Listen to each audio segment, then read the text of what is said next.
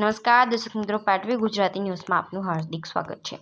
Borsad blood donate group દ્વારા 8મી વર્ષગાંઠ નિમિત્તે 15મા મેગા બ્લડ ડોનેશન અને મેડિકલ કેમ્પનું આયોજન કરવામાં આવ્યું।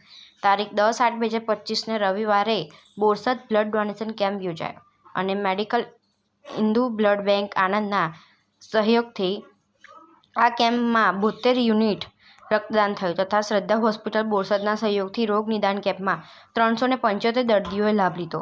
150 દર્દીઓએ થાઇરોઇડ માટે ફ્રી તપાસ કરાવી।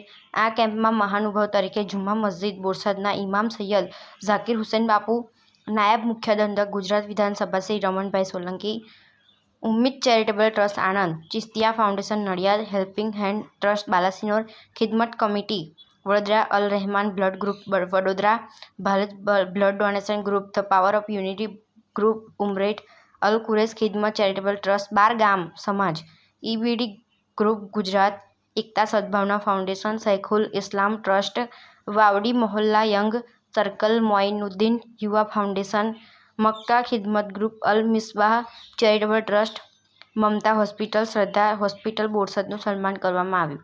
મેગા બ્લડ ડોનેશન કેમ્પના સ્પોન્સર મમતા હોસ્પિટલ બોરસદના ડોક્ટર ઇકબાલ ટિન્ટોયાનું, સોહેલ મસાલાવાળા અને તેમની ટીમ દ્વારા અભિવાદન કરી આભાર વ્યક્ત કર્યો હતો।